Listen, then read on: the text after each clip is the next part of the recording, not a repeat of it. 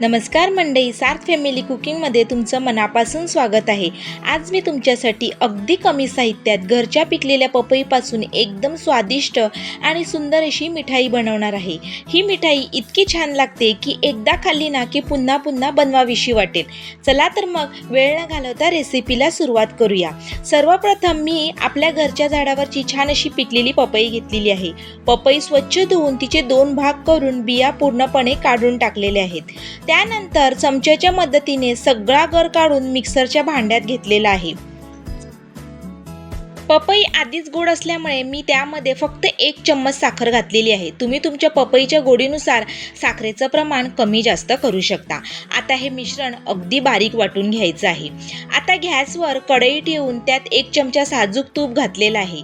तूप गरम झाल्यावरती आपण तयार केलेली पपईची प्युरी त्यामध्ये टाकून हलक्या हाताने मिक्स करून घ्यायची आहे। दुसऱ्या एका वाटीत 1 चमचा मी इकडे कॉर्नफ्लॉवर घेतलेला आहे। त्यामध्ये थोडंसं पाणी घालून गुठळ्या राहणार नाही अशा प्रकारे छान फेटून स्लरी तयार केलेली आहे।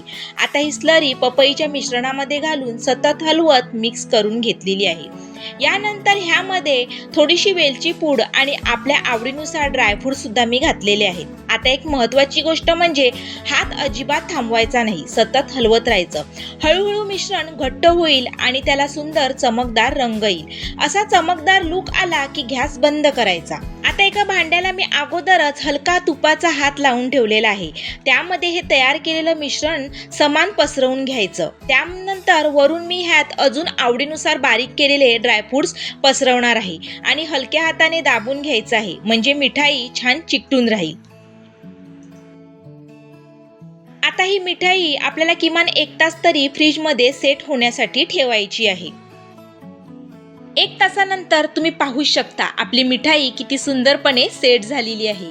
आता ही मिठाई हलक्या हाताने पातेल्यातून बाहेर काढून एका प्लेटमध्ये काढून ठेवायची आणि बघा किती छान आकार आलेला आहे आणि वरून घातलेले ड्रायफ्रुट्सही किती सुंदर दिसत आहेत। आता आपल्या आवडीनुसार सुरीच्या मदतीने चौकोनी किंवा डायमंड आकाराचे तुकडे करून घ्यायचे।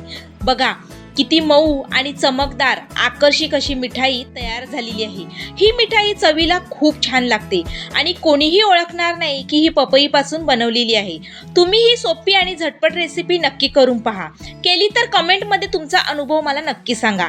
जर आजची रेसिपी आवडली असेल तर व्हिडिओला लाईक नक्की करा, शेअर करा, कमेंट करा आणि अशाच सोप्या चविष्ट घरगुती रेसिपीसाठी सार्थ फॅमिली कुकिंग चॅनलला सबस्क्राईब नक्की करा। भेटू पुन्हा अशाच एका नवीन रेसिपीसह। तोपर्यंत स्वस्त खा, मस्त रहा। धन्यवाद।